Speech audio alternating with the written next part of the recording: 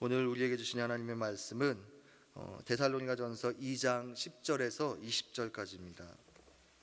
우리가 너희 믿는 자들을 향하여 어떻게 거룩하고 옳고 흠없이 행하였는지에 대하여 너희가 증인이요 하나님도 그러하시도다.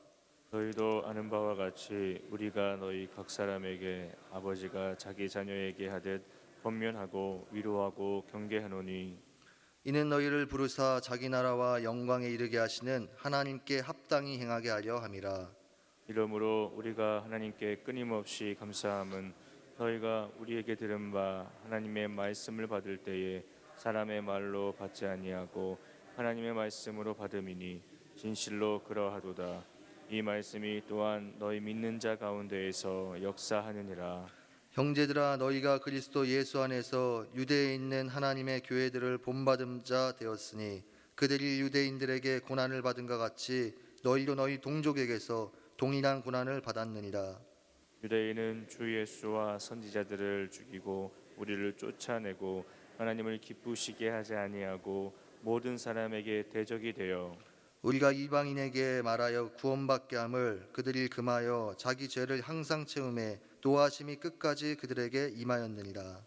형제들아, 우리가 잠시 너희를 떠난 것은 얼굴이요 마음은 아니니 너희 얼굴 보기를 열정으로 더욱 힘썼노라.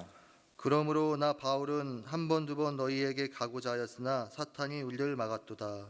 우리의 소망이나 기쁨이나 자랑의 면류관이 무엇이냐? 그가 강림하실 때 우리 주 예수 앞에 너희가 아니냐? 함께 읽겠습니다. 너희는 우리의 영광이요 기쁨이니라. 아멘. 어제 설교 준비를 하던 중에 잠깐 핸드폰으로 이전에 아들이 분만실에서 세상에 나오면서 제가 탯줄을 가위로 자르는 영상을 다시 이렇게 보면서 내 분신과 같은 아이와 처음 만나게 된 그 감회를 다시 떠올리게 됐습니다. 아이가 응애응애하면서 엄마 뱃속에서 세상으로 나오는 그 순간, 처음으로 자녀와 만나는 그 순간을 부모된 우리 성도님들도 잊지 못하실 것입니다. 그 순간 놀라운 기쁨과 환희의 눈물들을 다들 흘리셨을 것입니다. 특별히 제 아내도 참 많이 울었는데요. 이상하게 저도 많이 울 줄 알았는데 저는 이제 생각보다 눈물이 나지 않았습니다. 왜냐하면은 아이가 나오는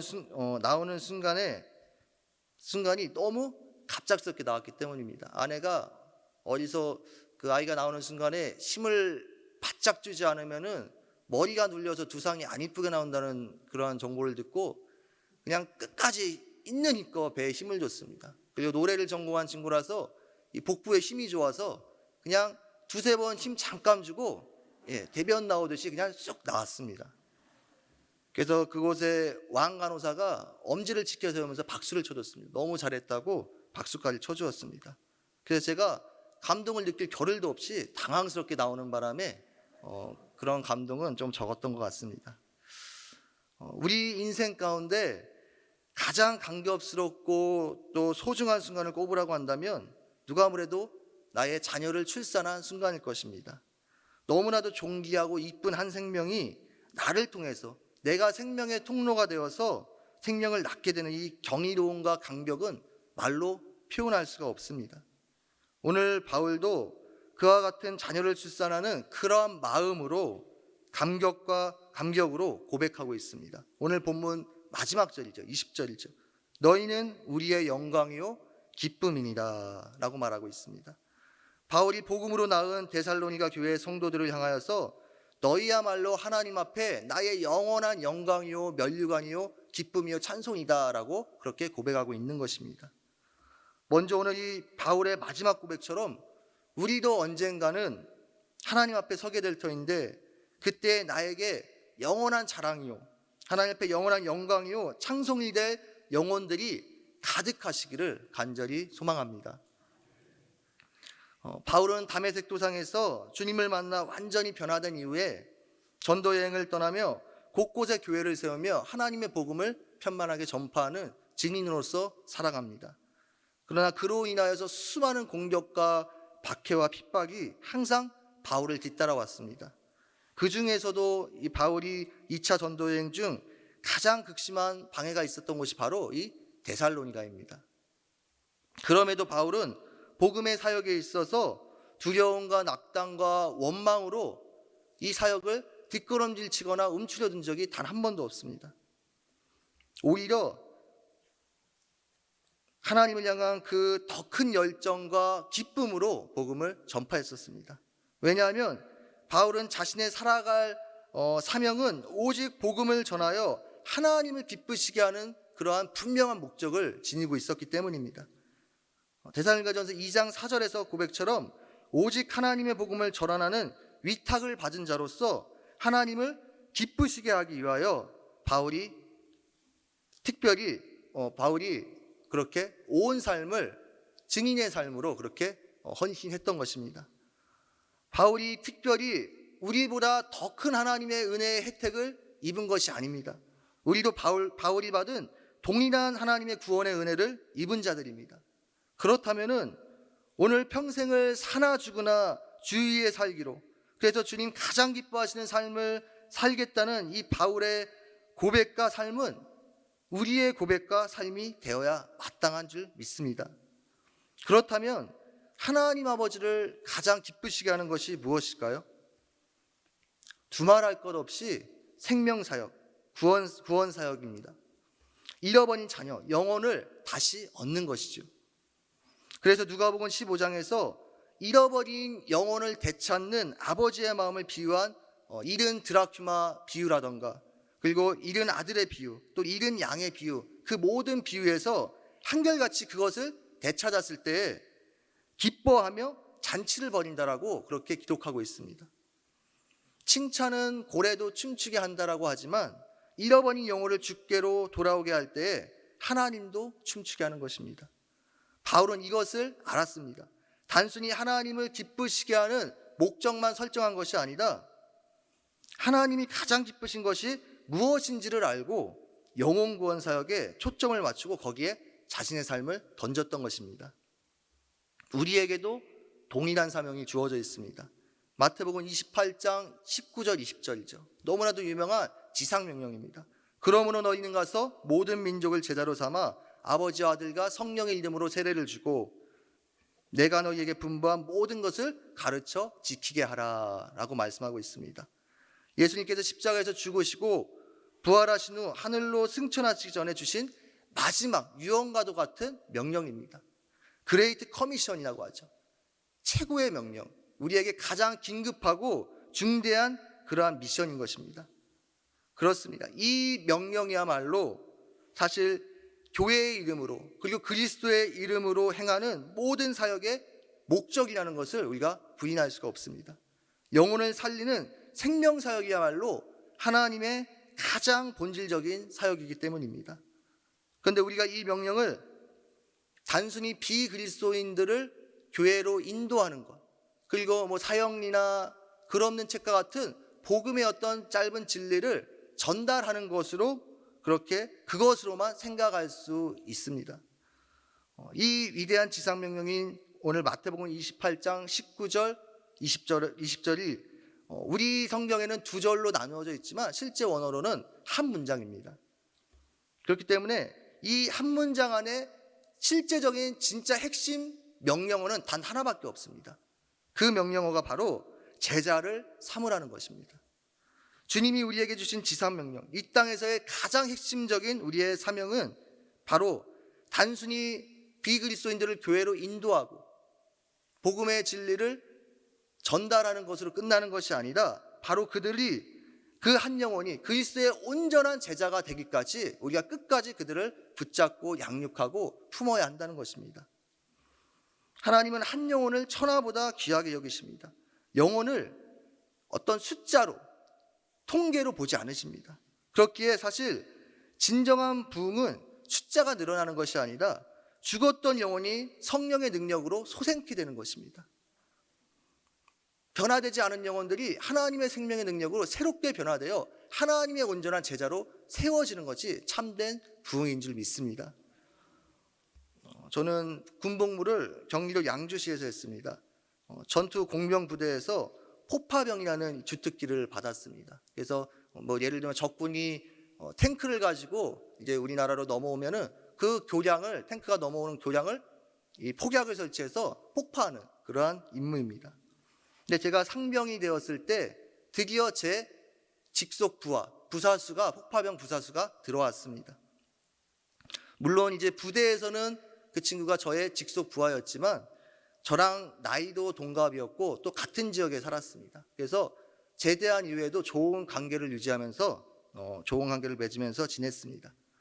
물론 제가 이 친구를 전도하고자 하는 그러한 마음을 늘 품고 있었기 때문에 기회가 되었을 때 복음을 간단하게 전했었고, 그리고 교회 예배에 2번 정도 예배에 참석해 했습니다. 근데 거기까지였습니다. 바쁘다는 핑계로 이후에 교회에 오지 않았고 자연스럽게 서로 연락이 소원하게 되었습니다. 그리고 한참이 지나서 오래간만에 그 친구가 저에게 연락을 주었습니다. 용건은 본인이 요즘 너무 힘이 들고 외롭고 힘이 들어서 나를 만나자는 것입니다. 한번 내가 있는 곳으로 와달라고 그렇게 요청을 했습니다. 저는 사실 그때 내내 연락을 안 하다가 본인 아쉬울 때만 연락이 온 것에 대해서 조금 서운함도 있었고, 그리고 음주를 하는 친구였기 때문에 이제 술집에서 만나는 것이 부담스럽기에 다른 핑계를 대고 거절했습니다. 그리고 그 이후에 완전히 그 친구와 연락이 끊겼습니다. 그리고 그 친구에 대해서 잊혀져 갈 때쯤 한참 몇 달이 지난 후에 그 친구의 가족에게서 전화가 왔습니다. 바로 장례 소식을 전하기 위해서였습니다. 스스로 목매어 생을 마감했다는 것입니다. 학창 시절에 육상 선수를 할 정도로 건장한 그러한 친구였는데 당시 전역한 지 얼마 되지도 않은 20대 초반의 그 젊은 나이에 그러한 선택을 한 것입니다. 저는 그 소식을 접하고 친구를 잃은 그 슬픔, 인간적인 슬픔 이전에 그 순간 하나님이 내게 끝까지 맡겨주신 영혼이었는데, 하나님이 내게 끝까지 맡겨주신 영혼이었는데 라는 말만 계속 가슴에 남게 되었습니다. 그 친구가 이전에 저한테 통화하면서 내가 너무 힘들고 외롭다, 나에게 와줄 수 있겠냐는 그 말은 그냥 빈말이 아니라 진심이었던 것입니다. 저는 하나님의 사랑의 마음으로 그 친구에게 다가가지 못했던 것입니다. 저는 복음의 교리를 전달하고 교회로 그 친구를 인도하는 것으로 내 증인된 임무가 다 끝났다라고 사실은 생각했던 것입니다. 근데 그것이 아니었다는 것을, 그 친구가 온전히 세워지기까지 하나님이 나에게 끝까지 맡겨주신 영혼이었다는 것을 사실 그 사건을 통하여서 뼈저리게 깨닫게 되었습니다. 저도 자녀를 가진 지 얼마 되지 않았지만 한 생명을 얻고 또 그 한 생명이 사랑구실하기까지, 그 또 한 생명이 자기가 또 부모가 되어서 한 자녀를 낳고 온전한 성인이 되기까지 그 자녀를 키우고 기르는 그 노고와 헌신이 얼마나 큰 사랑인지를, 희생인지를 조금씩 깨달아가고 있습니다. 부모가 된다는 것이 이런 것이구나.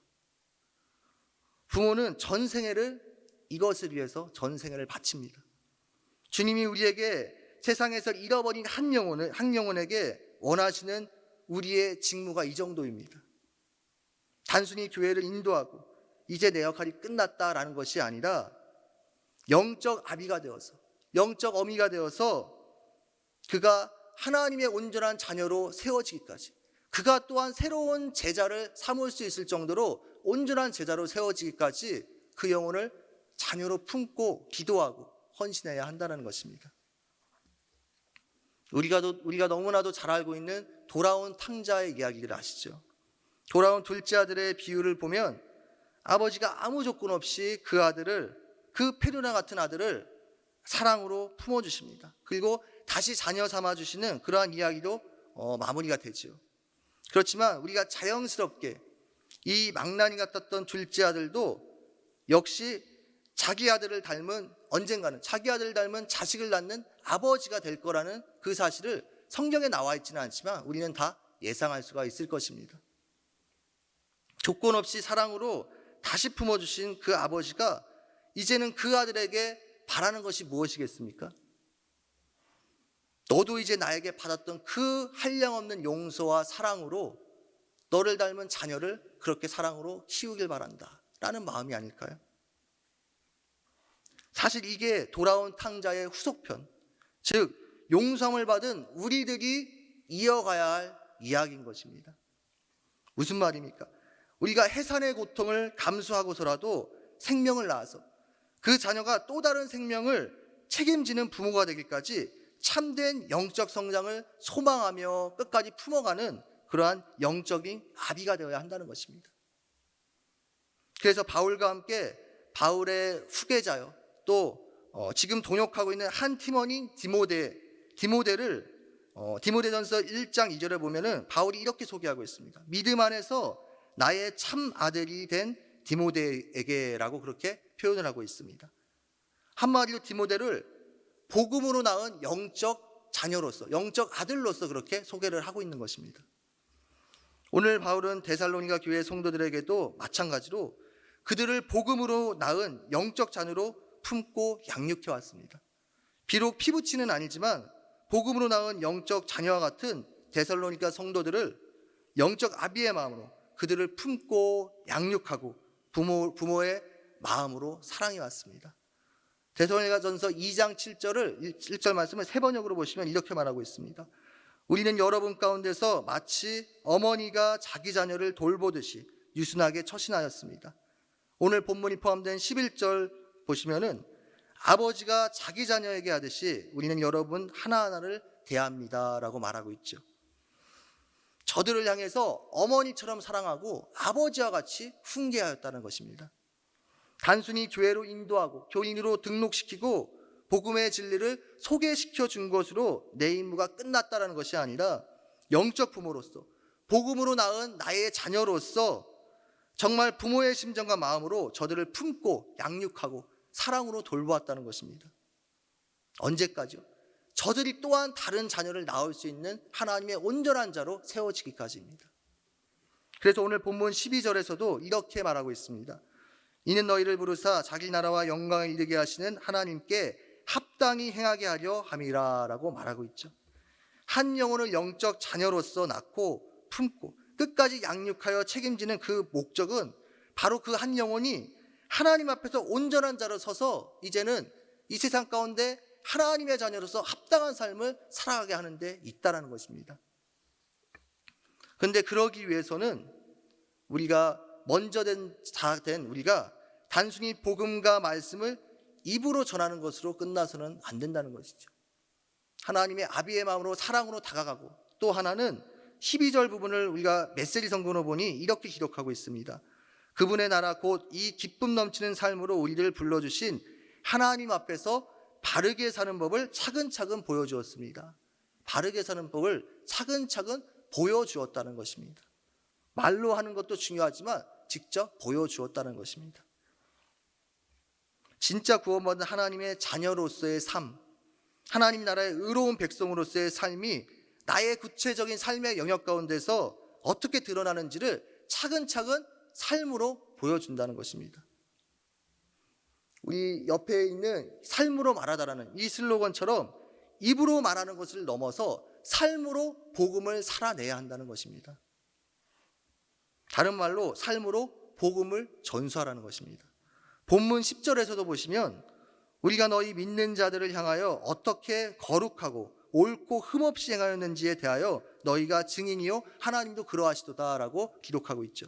그러니까 여기서 거룩함은 하나님께 대한 경건함의 의무를 말하고 있습니다. 그리고 옳음은 인간에 대한 의무인 도덕적인 그러한 삶을 말하고 있습니다. 그러니까 바울과 그 선교 팀원들은 하나님과 사람들 앞에서도 그들의 눈으로 확인이 될 정도로 단정하고 거룩하고 경건한 삶을 세워갔다는 것입니다.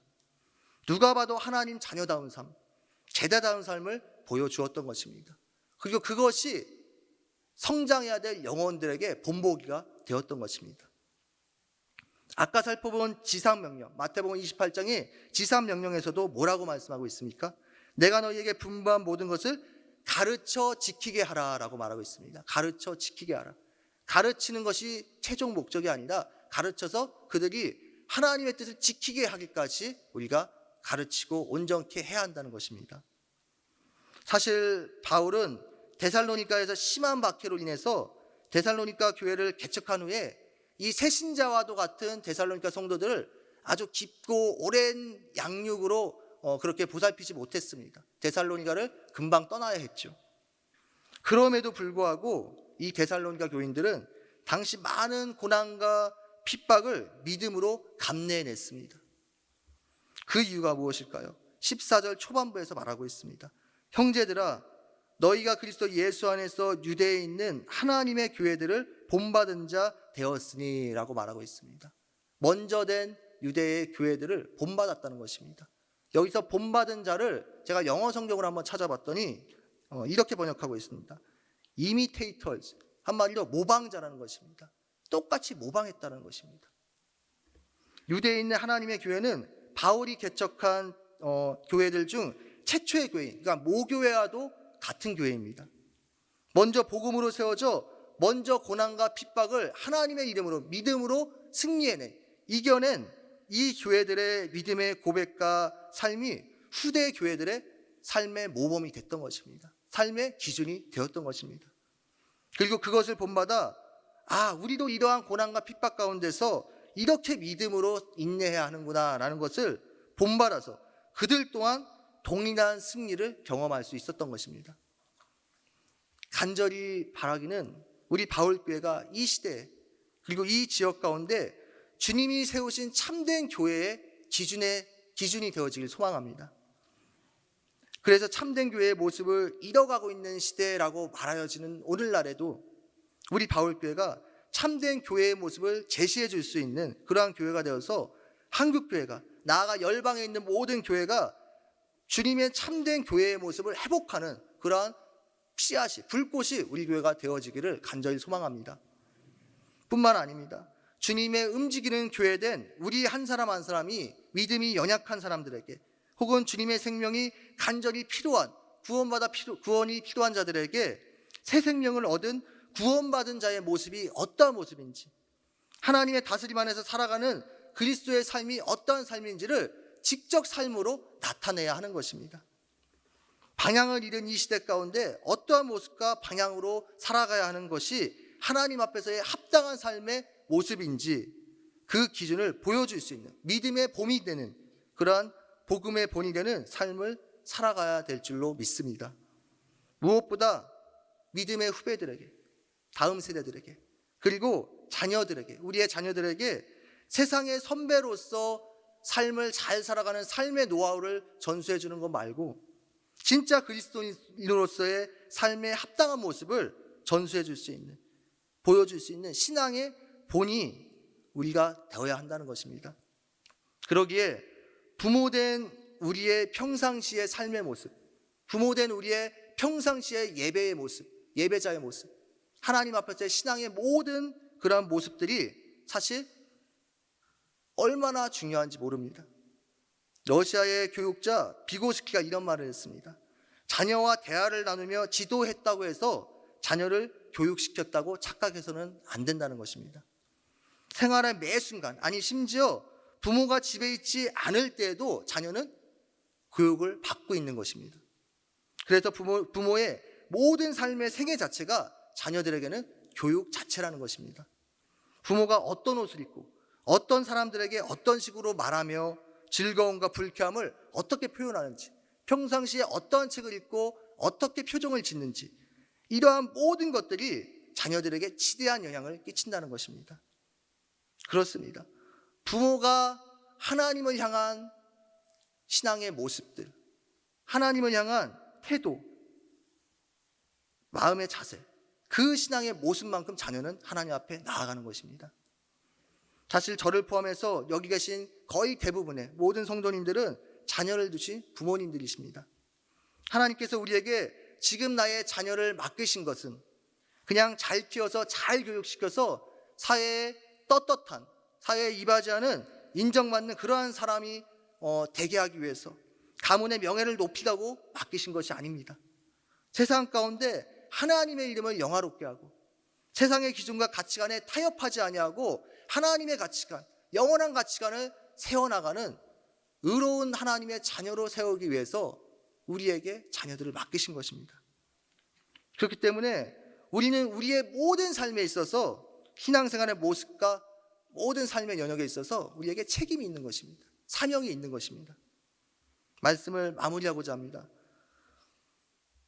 오늘 저는 우리 주변에 내 앞에 있는 많은 영혼들, 연약한 영혼들, 구원이 필요한 영혼들에게 영적인 아비로 그들을 자녀로 품을 수 있어야 된다고 말했습니다. 그렇지만 이렇게 말하는 사람이 있을지 모르겠습니다. 주님, 아직 저도 연약합니다. 저도 아직 더 성장해야 될 내 스스로 온전히 일어날 수 없는 연약한 자입니다. 누군가를 나도 붙들림을 받아야 될 사람입니다 라고 말할 수 있을지 모르겠습니다. 그러나 내가 회복되고 내가 성장하는 것도 중요하지만 누군가를 회복시키는 일에 내가 통로가 되어서 쓰임받을 때에 사실 그것이 성도로서 가장 복되고 귀한 일입니다. 뿐만 아니라 오히려 내가 품고 있는 영혼 또한 성장하고 회복될 뿐만이 아니라 나의 영혼이 가장 빠르게 참된 회복과 내적인 강건함이 생긴다는 것입니다. 내 앞에 있는 한 영혼, 내가 맡고 있는 교회 학교의 아이들이든 나의 가족이든 혹은 구역에서 연약한 구역원이나 장기 결석자든 전도 대상자든 그 한 영혼을 회복시키고자 구원시키고자 아비의 마음, 어미의 마음으로 눈물로 기도하고 또 사랑으로 품고 헌신할 때 그것이 하나님 앞에서 가장 마땅하고 합당한 증인된 삶의 모습이라는 것입니다. 그리고 그러한 삶을 통해서 우리의 삶 가운데 잃어버린 자녀를 다시 되찾는 하나님 아버지의 그 감격과 기쁨이 우리의 기쁨이 되는 것입니다. 그리고 그것을 통하여서 사실은 내가 먼저 하나님의 사랑으로 가득 채워지게 되는 것입니다. 내 영혼이 먼저 강건해지고 놀라운 내적인 충만과 기쁨 가운데 살아갈 수 있게 되는 것입니다. 사실 사람은 사랑을 받을 때는 잘 모르는 것이죠. 부모의 사랑을 가장 많이 받고 돌봄을 받을 때는 부모의 사랑을 전혀 인식하지 못하는 갓난아기 때입니다. 그러나 성장해서 내가 자녀를 낳고 사랑을 줘보면 그때서야 내가 받은 사랑이 어떤 사랑인지를 조금씩 깨닫게 되는 것입니다. 자식이 아무리 효심이 지극한 효노 심청이라 할지라도, 아니 심청이 할아버지라 할지라도 그 자녀가 정말로 똑같이 자녀를 낳고 부모의 마음으로 자녀를 키워보지 않은 이상 부모의 마음을 온전히 헤아릴 수는 없습니다. 제가 자녀를 낳기 전에는 TV에서 불의의 사고로 인해서 자녀를 잃어버린 그러한 부모에 대한 어떤 다큐멘터리나 뉴스를 접하게 되면은 그저 그냥 안타까운 마음이 들고 그냥 눈시울이 좀 붉어지는 그러한 기억이 있었습니다.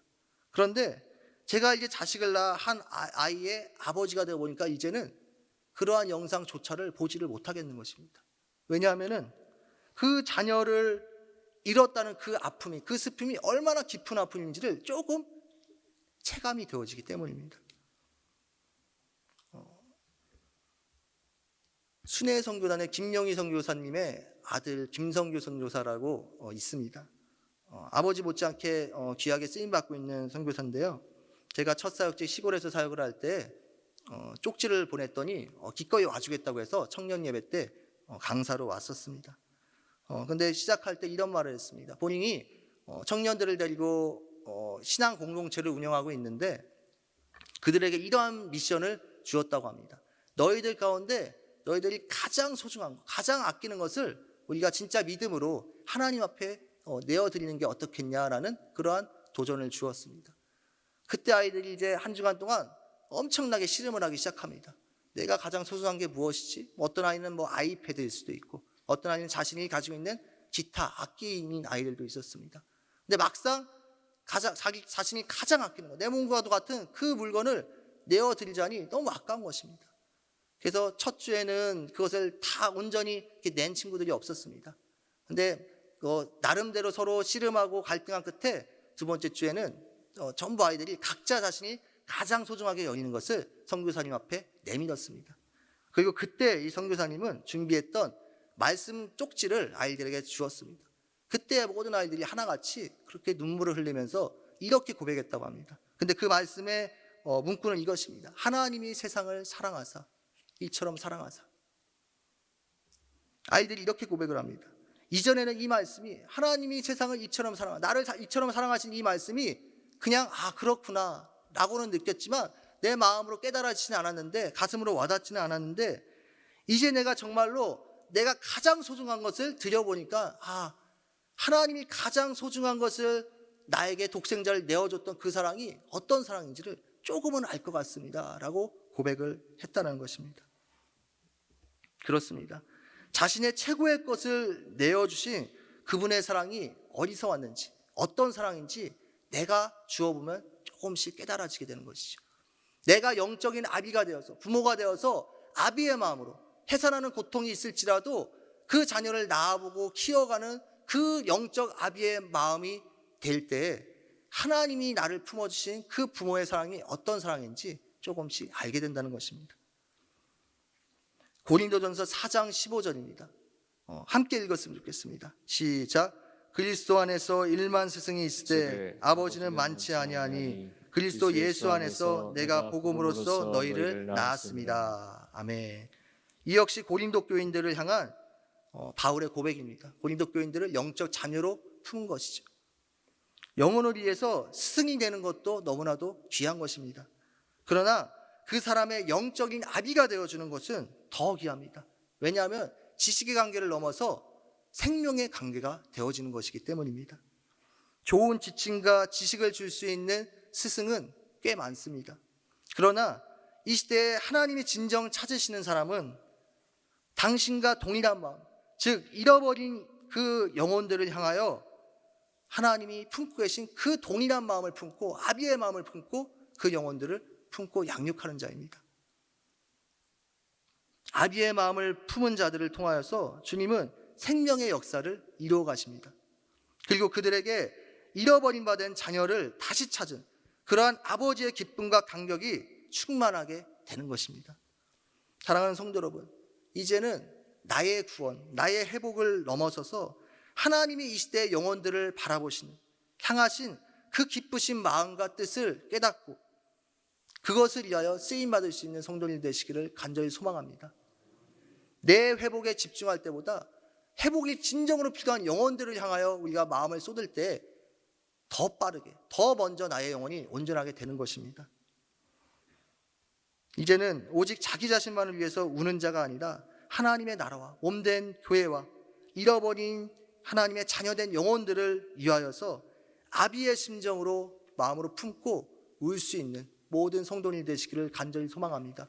그래서 언젠가 하나님 앞에 설 때 나의 영광이요, 나의 찬송이요, 나의 면류관이 하늘나라에 가득 채워지기를 간절히 소망합니다.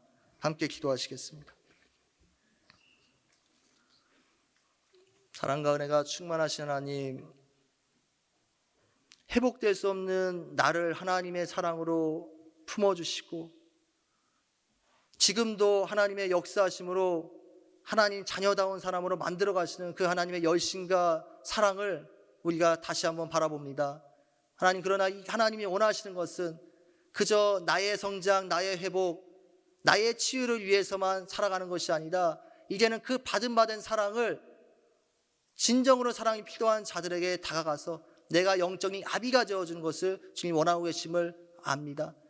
진짜 참된 생명은 반드시 새로운 생명을 낳듯이, 그것이 하나님이 이 땅 가운데 하나님의 나라를 이루어가는 하나님의 사명의 원리임을 우리가 알듯이, 하나님, 우리가 생명의 통로 되어지길 소망합니다.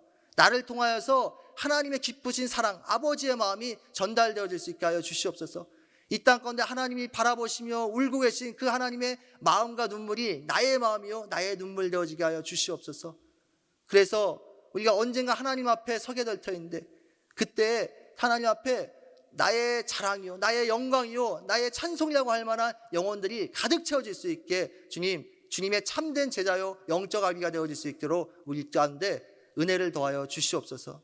오늘 특별히 주님을 사랑하는 마음으로, 또 하나님의 나라를 위한 그런 깊은 마음으로 하나님 빈손으로 오지 아니하고 하나님 귀한 예물을 들고 온 영혼들이 있습니다. 저들의 손길을 하나님 기억하셔서 하나님의 놀라운 영적인 은혜와 축복으로 채워 주시옵소서. 예수 그리스도의 이름으로 기도합니다. 아멘. 하나님 아버지의 마음 함께 하나님 아버지의 마음을 사모하는 마음으로 찬양했으면 좋겠습니다. 함께 찬송하시겠습니다.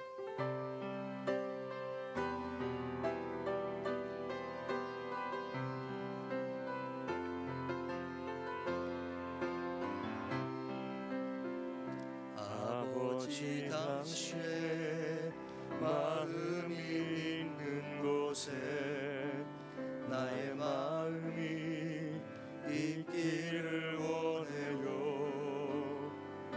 아버지 당신의 눈물이 보인 곳에 나의 눈물이 보이길 원해요.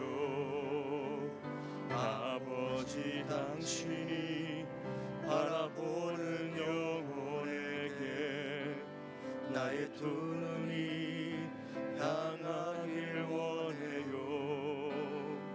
아버지 당신이 울고 있는 어두운 땅에 나의 두 발이 향하길 원해요. 나의 마음이 아버지의 마음 알아. 내 모든 뜻 아버지의 뜻이 될 수 있기를 나의 온 몸이 아버지의 마음 알아. 내 모든 삶 당신의 삶 되기를. 함께 기도하시겠습니다. 들으신 말씀을 생각하시면서 하나님, 당신이 나를 바라보셨던 그 아비의 마음을 우리에게 허락하여 주시옵소서. 이 땅과 영혼들을 향한 아버지의 긍휼한 마음이 제 마음 되게 하여 주시옵소서. 그 마음으로 열방을 향하여, 또 나라를 향하여, 교회를 향하여, 죽어가는 영혼들을 향하여 기도할 수 있는 아비의 심정을 우리에게 허락하여 달라고 기도했으면 좋겠습니다. 두 번째로, 우리 바울교회가 한국교회의 참된 교회의 모습의 모델이 되게 하여 주시옵소서. 한 영혼을 온전히 살리고 제자로 세워가는 참된 부흥의 생명의 역사가 재현되는 바울교회 되게 하여 주시옵소서. 마지막으로, 무엇보다 바울과 같이 영적 아비로서 해산의 고통과 인내와 사랑으로 우리 바울교회 성도들을 자녀로 품고 계신 신현모 담임 목사님 가운데 하나님의 기름 부으심이 있게 하여 주셔서 이 시대에 정말로 하나님 아버지의 마음에 합하여 귀한 하나님의 사자로 쓰임받는 능력의 목자 되게 하여 주시옵소서. 또한 원로 목사님 가운데도 늘 하나님의 은총과 은혜로 함께하여 주셔서 남은 말년의 사역이 아름답고 영광스러운 열매 맺게 해달라고 이 세 가지의 기도 제목을 가지고, 또 가지고 나온 각자의 기도 제목을 가지고 함께 간절히 기도하시겠습니다. 주의 이름 한번 부르시고 기도하시겠습니다. 주여! 하나님 아버지, 은혜와 사랑에 감사합니다. 하나님, 오늘도 하나님의 은혜 능력 가운데 우리를 붙들어주시고